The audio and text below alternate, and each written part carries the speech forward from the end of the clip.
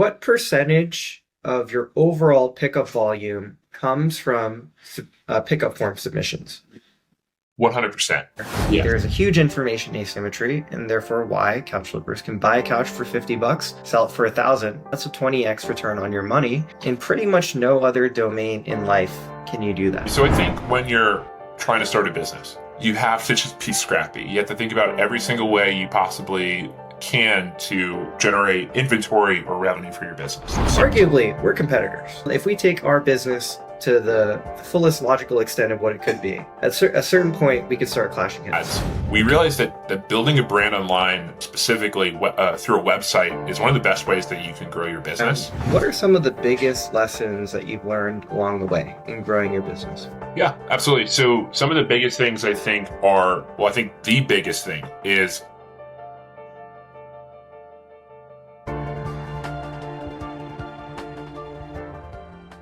Thanks for joining me and on this edition of the Couch Pod. Roman, you're a couch flipper based out in Dallas, Texas, one of the larger ones that we know and work with out in that area. Could you do us a favor and give yourself a quick introduction and tell us about your business?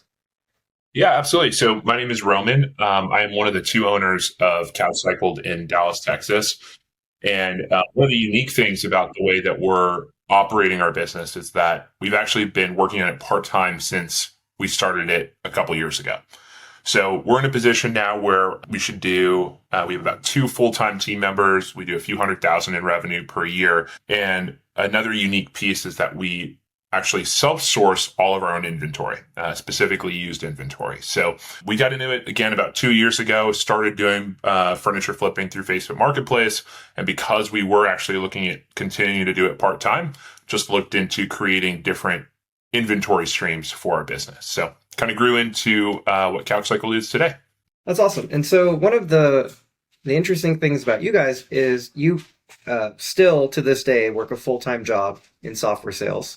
And so you've managed to, grow this business into multiple 6 figures revenue part-time. And what is your involvement in the day-to-day operations? So yeah, in the day-to-day operations, it's very strategic. So the big things that I'm focusing on are partnerships that continue to help us generate additional inventory. I focus a little bit on the marketing side, so running ads through Facebook, Google, and then the occasional fires. So handling situations that come up with customers. But for the most part, everything else is handled by our team. That includes pickup, delivery, cleaning, photos, listing, and just general customer conversations.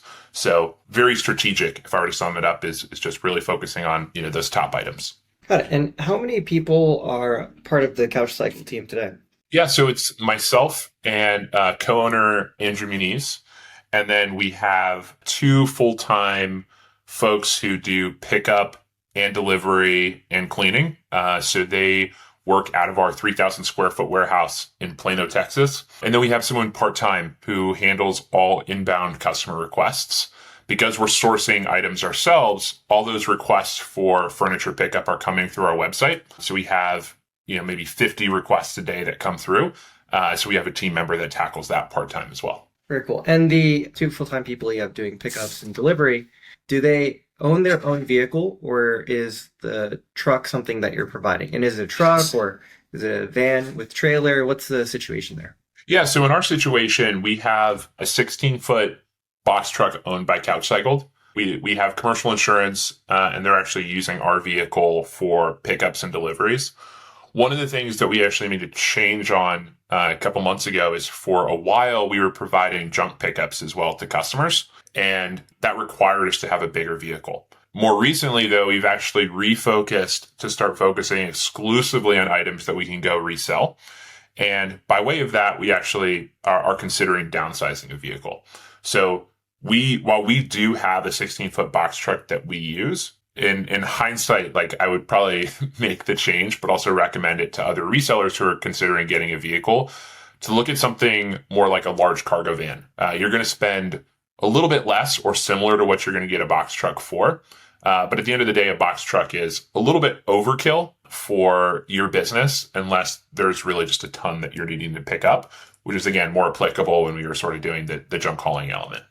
Got it. And there's actually a lot there that I want to unpack. Sure. But before I get into that, very curious, like what got you into couch flipping in the first place? Because I think when I look amongst at least our cohort of customers, you don't exactly fit the typical profile of couch flipper. So yeah, I'd love to hear about that.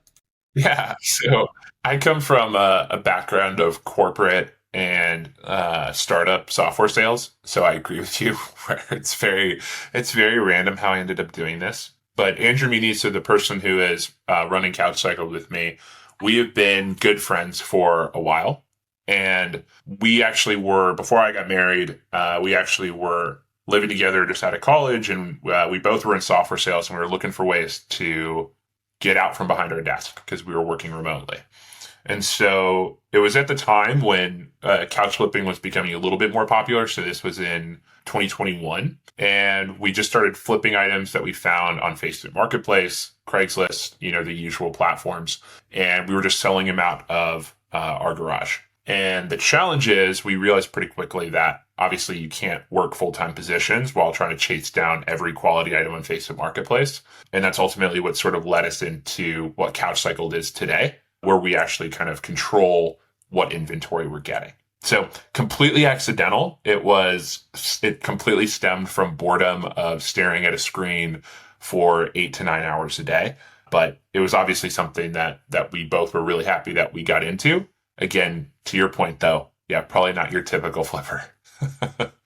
So, and you've had pretty impressive growth by couch flipping standards in the past 2 years. And I know you have a variety of side projects that you and I have also had conversations around. What are some of the biggest lessons that you've learned along the way in growing your business? Yeah, absolutely. So some of the biggest things I think are, well, I think the biggest thing is finding your niche and sticking to it.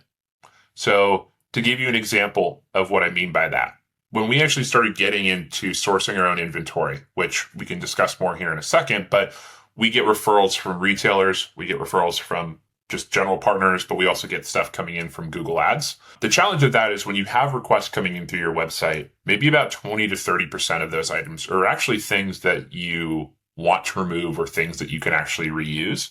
And so that's actually what got us into the junk removal element of our business for a while is, hey, we want to still help these customers, so let's have a junk removal component. And while those pickups were profitable, they weren't nearly as profitable as the element of simply focusing on resale. So where I kind of bring you back to is there's a lot of different ways that you can take your business. There's a lot of different items that you can flip. But at the end of the day, you have a limited amount of time. And if you're hiring employees, obviously they have a limited amount of time before you need to start hiring additional employees, which just further increases expenses.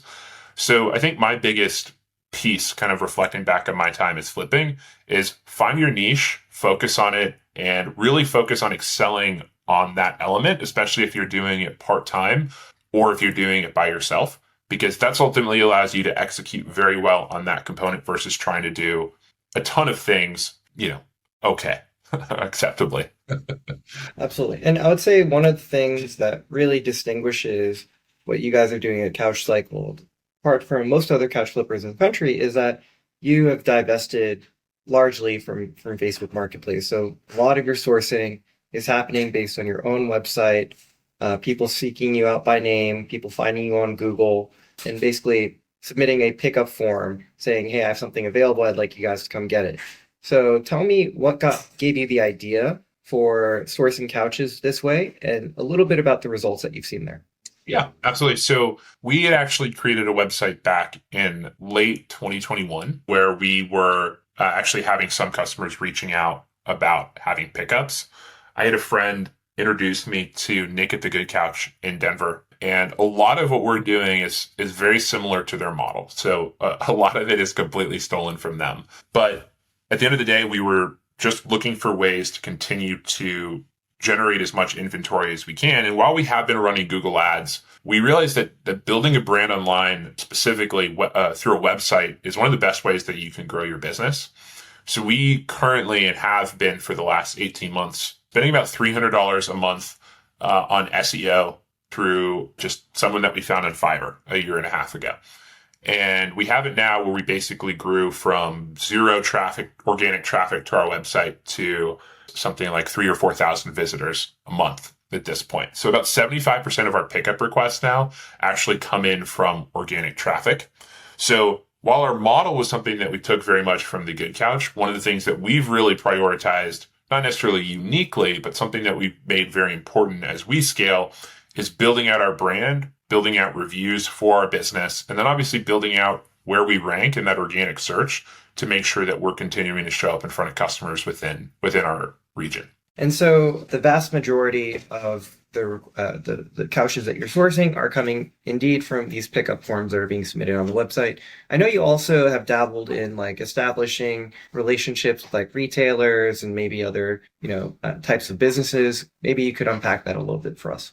Yeah, absolutely. So I think when you're trying to start a business, you have to just be scrappy. You have to think about every single way you possibly can to generate inventory or revenue for your business. And so there's a couple ways that we've gone about doing that. So obviously a very easy, quick way to do it is using Google Ads or Facebook ads. The challenge there is that especially if your domain doesn't have a strong reputation with Google or Facebook, it's actually going to be still pretty difficult to get a large amount of leads through just running ads. Additionally, there's going to be a strong, high expense associated with that for running those ads. So what we did is before we even started running ads, which we didn't start running until Q2 of 2022. So we ran, CouchCycled for almost 7 months before we turned on ads. We focused on promoting ourselves locally and then building up our website and SEO, which I touched on a little bit. So the way that we actually started promoting ourselves locally was in a couple different ways. So the first thing we did is we swung by a lot of the local retailers in the Dallas-Fort Worth area and dropped off business cards to the sales reps on their floors saying, hey, if you have a customer that is needing an item removed when they're purchasing something new, we'll remove that old item for free if it's in good shape. If not, we'll either refer them to someone who can remove it for a fee, or we will remove it for a fee. It's a little bit, us removing it for a fee is a little bit how we sort of got into that trap initially, but it's still something that you can do where you can refer it to a hauler in your area. So we had a lot of items come in that way. The other thing that we did is we actually started partnering with junk haulers in the area. There's a lot of people who tossed incredible items. So we also get a lot of sectionals and couches and other items directly from haulers that we partner with within DFW. And then one of the hardest ones to get into, but one of the most rewarding is working with retailers directly. So there's a lot of retailers out there that get return items from customers or maybe have some scratch and dent items. So we've gotten some very high-end furniture basically given to us directly from retailers because they were alternatively going to toss it. And then we basically resold it as part of our business model. So those are just going to be a lot of guerrilla marketing. So going out, getting in front of these folks to get them to know your business, but also feeling comfortable doing cold calls. When you're reaching out to retailers to try to help them reuse items in their warehouse, it's just going to take cold calling, cold emailing. So you have to get pretty aggressive about how you go about doing it, but it's very rewarding for your business if you can go do it and fairly low cost outside of invested time. Absolutely. And I imagine your background in software sales definitely did help in establishing some of those retailer relationships. You're one of the few people I know that has been able to successfully, let's say, go to an Ashley Furniture or an Ethan Allen or Bob's Furniture or what have you, and say, hey, like if you have excess inventory sitting in a warehouse, it's gonna get taken to the dump or you can't sell it through. Like, why not give it to us or sell it to us, and we can make use of it. And so there's probably, I think especially for the latter portion of our conversation, maybe we'll dig back into that. But I want to keep talking about the success of the pickup strategy, because I know this is where a lot of our viewers are going to have questions. So what percentage of your overall pickup volume comes from pickup form submissions? 100%. Yeah. So we don't, and I want to add one thing there. So that for those that are curious, I mean, we're not doing any wholesale, any liquidation, or any Facebook Marketplace at this time. It's 100% through our website. And you started running ads 7 months into the creation of CouchCycled. Now, what percentage of pickup form submissions do you think comes from your advertising versus your organic distribution? At this point, it's about 30 or 40%. So we have it where on a monthly basis, we probably have we maybe have like 400 requests, and then about 75 to 100 items are quality items that we can then go reuse. So we have it where, it's about 40% of our pickup requests are coming from ads, and we're spending for just visibility. Again, so if it's 40%, we're roughly looking at, 160 are coming in from ads. We're spending about $1,600 to $2,000 a month on those ads. So the thing to note on that, and this is one of the things that I've received feedback on, but when you have it where you are purchasing your couches for $100, $200, $300, we're basically looking at this at getting pieces of furniture for less than $100. I don't have the math off the top of my head, but I think it comes out to roughly about $60 to $70. When you rule out the items, obviously, that are trash, it's about $60 to $70 in ad spend in order to get that item for free, compared to $100 plus to go purchase an item. And we still sell, our average order value across all items is still around $450 to $475. So we're still in a position where we're getting somewhat appealing margins as flippers are what flippers are typically looking for when they're purchasing items. So hopefully that context helps. I'm happy to dig into that more, but wanted to give that. Absolutely. Those numbers are very solid. So what you're saying is you spend about $2K a month on ads, and then maybe $300 on SEO, whatever. And then from that, you get 400 requests a month, 100 of them good, about 25% of them good. That means per good lead, you're paying about $20. And are you paying money for couches that get submitted on the pickup form as well, or is it all being given to you? Yeah, so we tested that for a little bit, and there's actually a new business that I'm working on where there's a little bit more of that component, but we basically tested flipping for about 2 to 3 months earlier this year, just because we were like, hey, we haven't done this for 2 years. Maybe we give it a shot again. Didn't work out. We were like, we don't really like this. So we went back to what we knew. And so at the moment, we're still just doing 100% free. So we tested it for a little bit, but we're no longer doing it where we're making offers on customer items. I see. That's interesting. And okay, so your cost to acquire a good couch using the free pickup form method, let's say you put out a number like $50, $60, right? And then your average sale price is, say, $450. So your gross profit per couch is about $400. Very healthy. And if you can do that 75, 100 times a month, well, there you go. You have a nice little business model for yourself. I do have a couple more questions vis-a-vis the pickup strategy. So right now you spend about $2,000 a month. You're getting 400 requests. 25% of those are good. And you also were only focused on free pickups and not making offers on couches. So what can you explain a little bit more about the rationale there? Like, why only focus on free pickups as opposed to making offers on couches or, selling couches on consignment? Like, why that model? Yeah, so a couple things to note there. So when it comes to making offers on couches, and I've talked to some of my peers who have similarly done this from a standpoint of providing, hey, we'll make an offer on your couch on their website. The challenge is at the end of the day, most consumers don't have an understanding of what their furniture is actually worth. So they will come in with a floral couch that's a sleeper couch and the mattress is missing and ask for $500.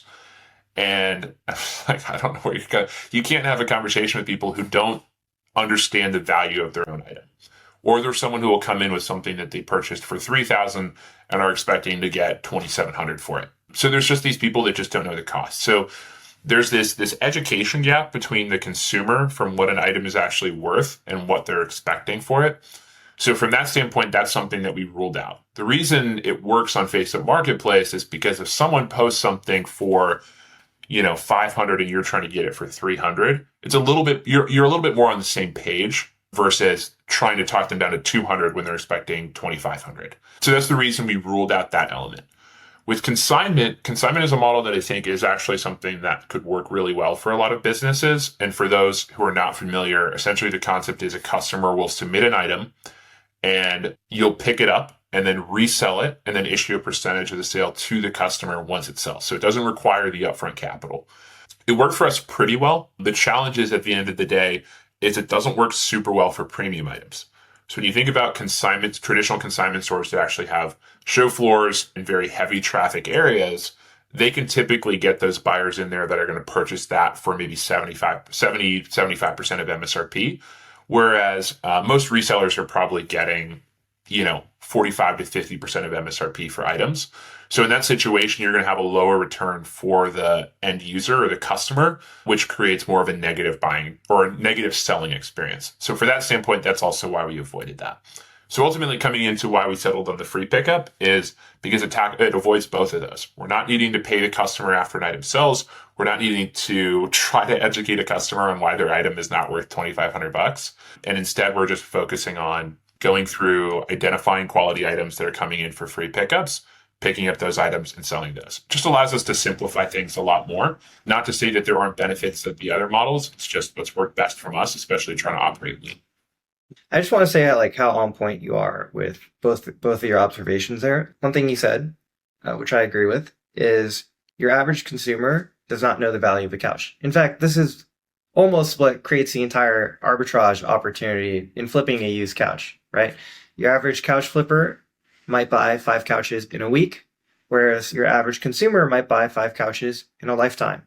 And so your average consumer, by and large, is just not very educated on what the resale value of a couch is. That's where there is a huge information asymmetry, and therefore why couch flippers can buy a couch for $50, sell it for $1,000. That happens from time to time. That's a 20x return on your money. In pretty much no other domain in life can you do that, right? You're not buying a car for $5,000, turning around and flipping it for, $50,000, anything like that, right? So with cars, for example, you can go to Kelley Blue Book. Even if the consumer knows nothing about the vehicle, they can go figure out what the value of a couch is. They just go look on Kelley Blue Book. Even if you know nothing about the resale value of iPhones, you can kind of have a sense of what the value of an iPhone is, right? Just by virtue, I paid $1,000 for it. I think I can probably get like $700 for it.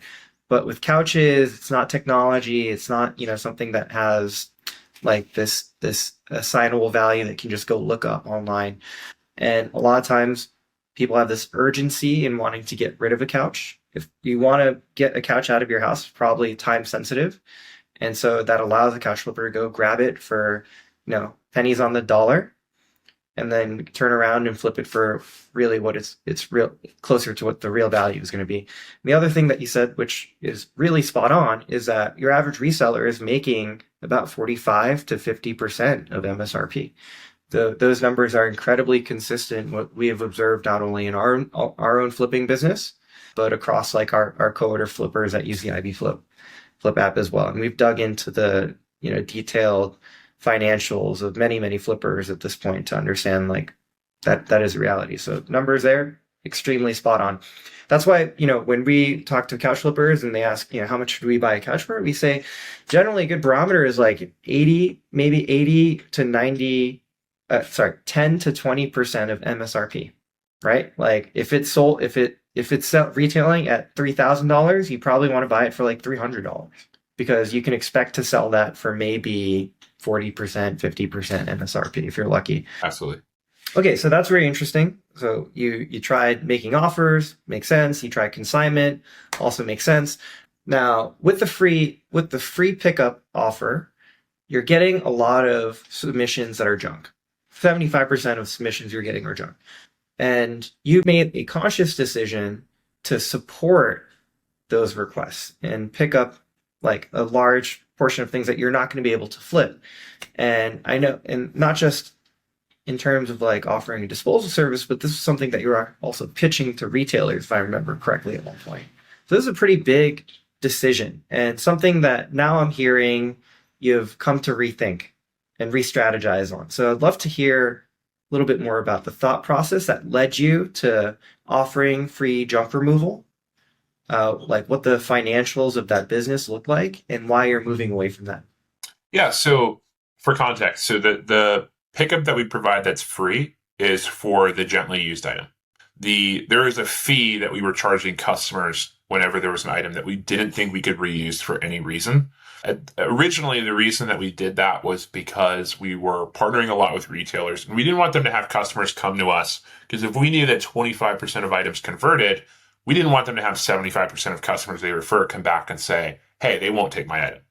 So what we should have done at the time is simply just started immediately referring to local junk haulers. But what we did instead was basically charge a fee for removal. So we still have fees that are pretty in line with the market. So for like a couch, we were typically charging about $150 for removal, and then a sectional you would usually start around $200, $225 for removal.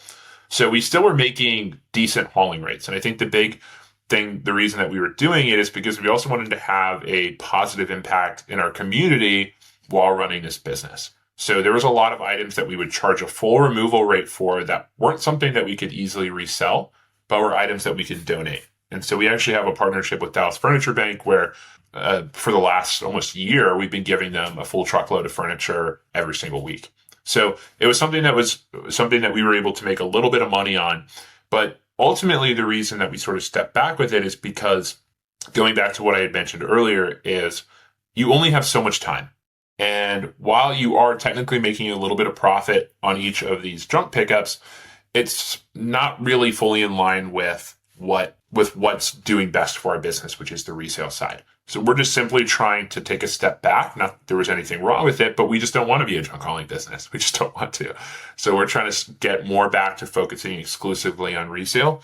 And then what we're doing still is with customers that are coming in requesting those pickups, we're basically referring those over to junk haulers that we form partnerships with, which has been beneficial to us because we've started in turn getting more items from them for free that we can then go reuse.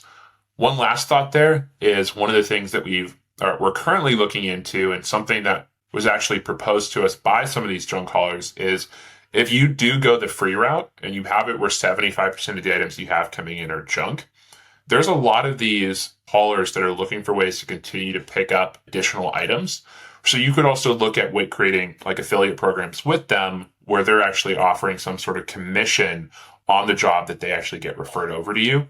So one of the haulers we're working with actually created a specific landing page for our team so they can kind of track what items we're referring over. So just something to note, again, you don't need to get into the junk hauling side. You can definitely refer that out, but it's not to say that you shouldn't get into the free pickup side.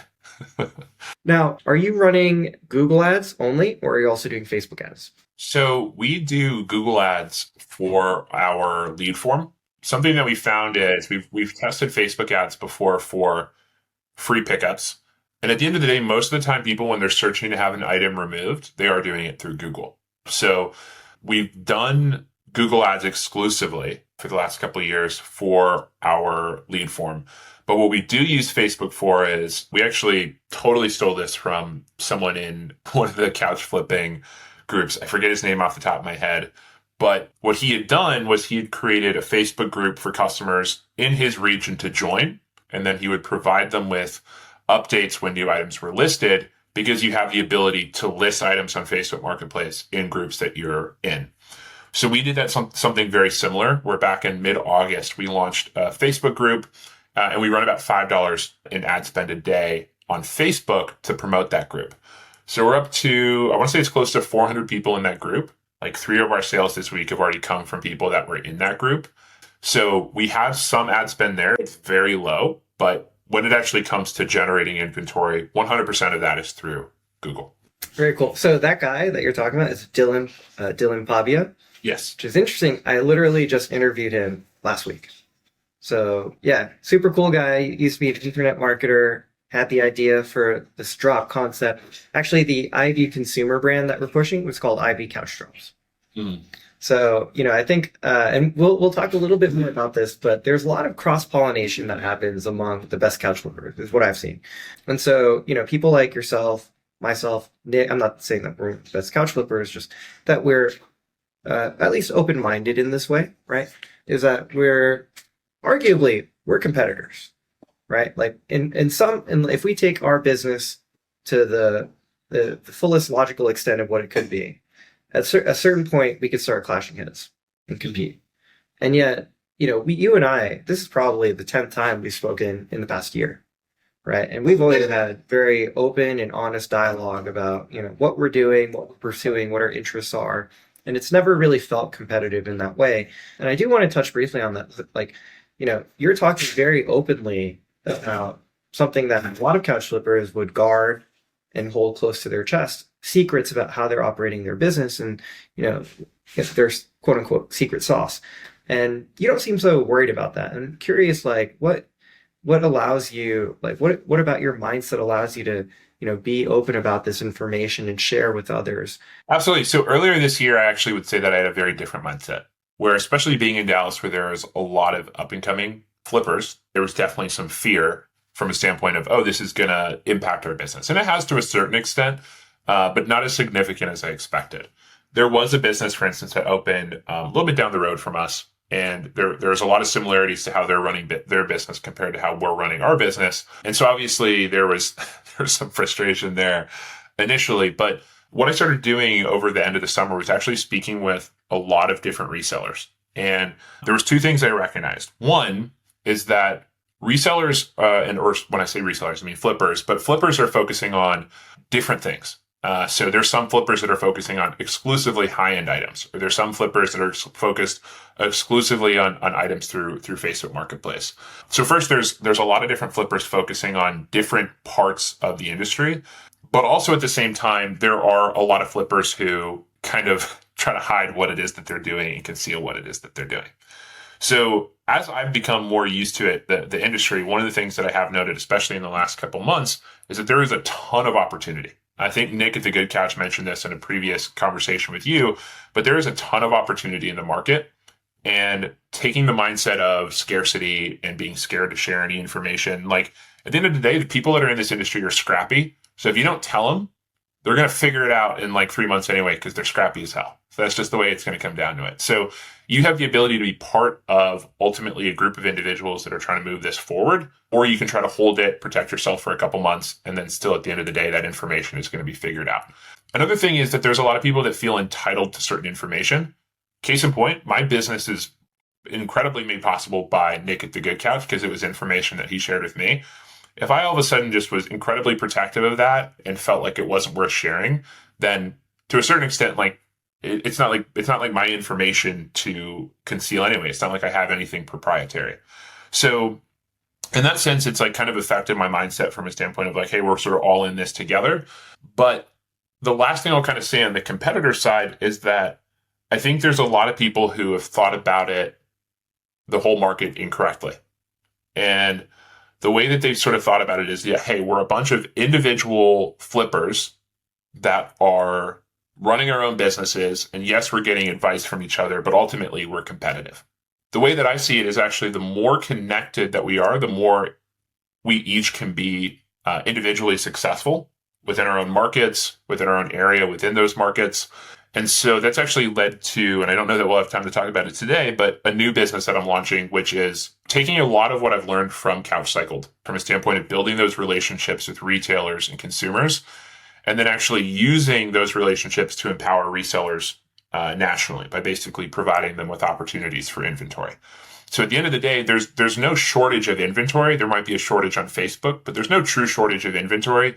And we're actually better off when we actually come together and try to collaborate. So stepping off my soapbox here for a second, in short, the reason I'm open to sharing is first, because the information is not mine. It's not proprietary. It was shared with me. I should be open to sharing it with others.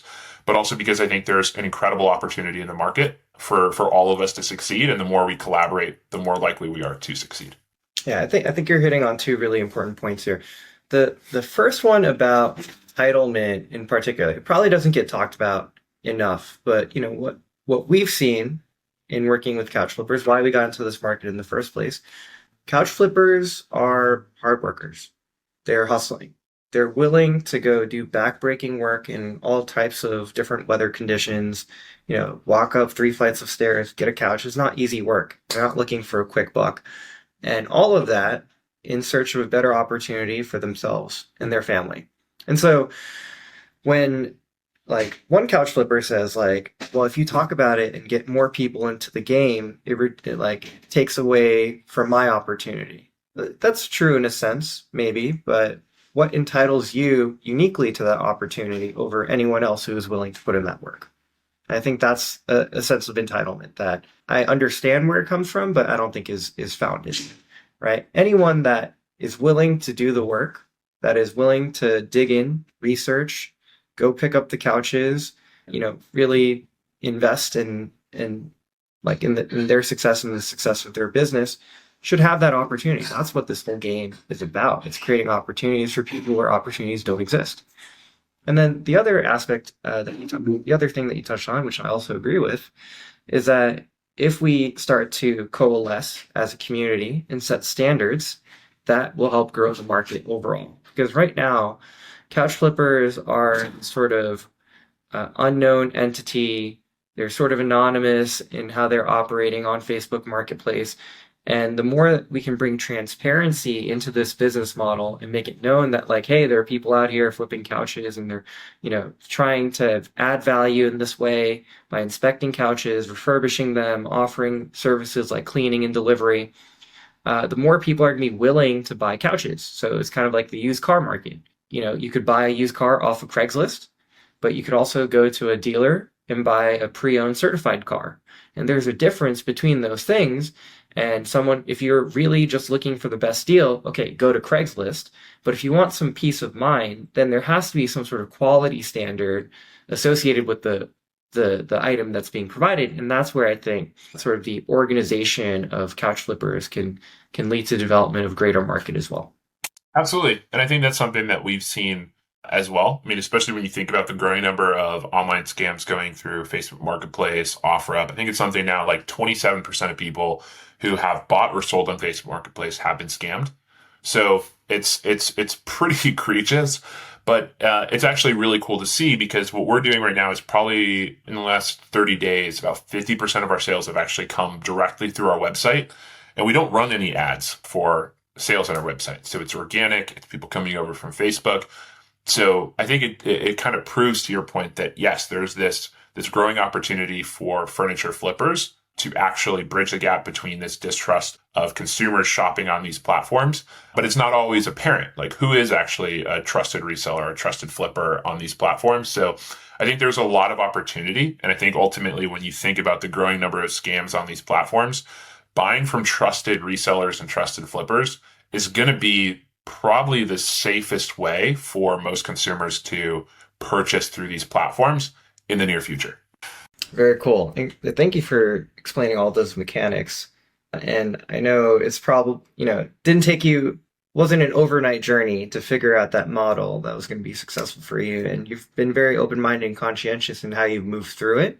And that's, one thing I've really always enjoyed about our conversations is that we're never talking about the same thing. The conversation is always moving forward. So, maybe you came to me with an idea in February. By March, it's evolved and, changed shape a little bit. So I can see that you're always very thoughtful and active and deliberate in how you're making your business decisions. And, maybe it's not the right answer all the time, but eventually you're calibrating and you're finding your way, which is, really, really important quality in a successful entrepreneur. So hats off to you for that. So that being said, in the sort of final minutes of our call together, one thing that I found interesting in our conversations thus far is the other sort of spin-off businesses related to couch flipping that we have discussed in the past. And I'd love for you to share a little bit about what you have going on outside of CouchCycled, because I think those businesses could also create opportunities that are relevant for couch flippers that they might be interested in as well. And so, why not speak to them? Yeah, absolutely. So it's funny that we've been talking about CouchCycled for the last 40 minutes here, but I'm actually in the process right now of selling CouchCycled. So it's something that we're looking to sell either to one of our employees or just someone else within the Dallas area. So the reason that we're doing that is because I am in the process of launching a new business, which we're calling Loop Deco. And what's funny is, although I was part-time all the way through CouchCycled, actually, left my full-time position about 6 weeks ago to go work full-time on Loop Deco. So essentially what we're doing with Loop Deco is it's really going to be a software first platform. And we're basically leaning on the insights that we had with CouchCycled from a standpoint of the opportunity in the market with retailers and the opportunity in the market with consumers. So when we actually did the math, it came out to about $30 billion of reusable furniture is tossed in the US every single year. And it's just not a problem that's really been addressed. And so what we're doing is we're building out a platform to make it very easy for consumers and retailers specifically to reuse items easily and affordably. And then for retailers, actually offer incentives for reusing those. So the way that we're doing that is we've actually brought a number, currently using our platform, we have a number of furniture flippers in the Dallas area. We've also self-sourced some resellers for other bulky items like appliances. And essentially the way we're starting our platform is these requests are coming in from retailers or consumers, and we're pushing those over to the resellers on our platform who accept those items, pick up those items, and then resell that. So we haven't started monetizing it yet. Once we start monetizing it, the plan is that we'll take a small commission on that to just kind of help us continue to run our operations. But going back to what I said earlier in the conversation, I think there's a huge opportunity in the market. And what we're trying to do is actually create this network that makes it easy for consumers and businesses to reuse bulky items. And the best way we see that is building up ultimately a network of resellers and flippers. So that's the big thing we're working on, and I'm so confident about it. Whether or not it goes well, I'm going all in on it. So we'll see how it goes. That's very cool. Very cool. Hats off to you for that. It's a big move. And it's funny, sort of the path that we've taken at Ivy is we started on the software side, creating software to support the needs of flippers now. And then we saw the opportunity in flipping. So now we started flipping. You kind of took the opposite path. You started flipping and you saw an opportunity in creating a platform, and now you're moving into the platform. So it's just funny how all these roads sort of have coalesced, and probably some cross-pollination of ideas along the way, at least in terms of discussions that you and I have had. So if you're a couch flipper or you're a reseller of bulky items, etc., why should they join the Loop Deco platform? Yeah, so the way that we're doing it right now is all requests that are coming in from consumers are free pickups only. It's still listed as paid, but we're moving away from that for consumers. With businesses, the way it's going to work is we're basically giving them about a 20% kickback on the resale of these items, but resellers and flippers are going to basically be getting like new items that they can go resell. And then in all situations, we take about 10%. So you're still going to be, as a reseller, getting about 60 to 70% of the final sale price, which is fairly close to what you would be getting if you were purchasing the item yourself. In addition, there's obviously going to be a consistent flow of inventory that you can accept and pick up that's actually just getting dropped in front of you compared to you needing to search through marketplaces. You have high competition trying to figure that out. So we're currently only doing our pilot in Dallas, Fort Worth, but we're planning to expand pretty quickly, and we'll probably go across Texas first over the next 6 to 8 months and then start going nationally pretty quickly.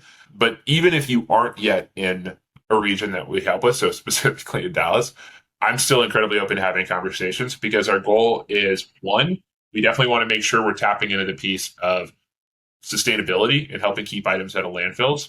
We want to make sure that we're caring about the retail partners that we're building because they're really helping us generate that inventory. But also we want to genuinely build for resellers and flippers because they're the ones that are going to make our service possible. So even if you're not in an area that we're currently working in, I'm open to conversations from a standpoint of getting feedback, getting insights, and what challenges you've seen within your businesses, because it'll help us directly make sure that we're building for the right reasons. Awesome. And if someone wants to get in touch with you about it, what is the best way for them to reach out? And of course, as we release this video, I can include that contact information. So I'm still using my CouchCycled email because we haven't sold it yet. So I'll have to figure that out at some point. But at the moment, it's going to be the primary email for CouchCycled, which, Charles, I know you have. So if you want to include that, they definitely do. Cool. So reach out to Roman at CouchCycled.com. In the future, depending on when you're watching this video, it might be Roman at loopdeco.com. So I'm just going to put both of those out there. But Roman, thank you for joining me. and sharing some of the secrets to your secret sauce to your flipping business thus far, telling us a little bit about what's in store for the future as well. I think our audience is going to get a lot out of this conversation, so really appreciate you taking the time. Yeah, absolutely, Charles. Great. All right. Thank you.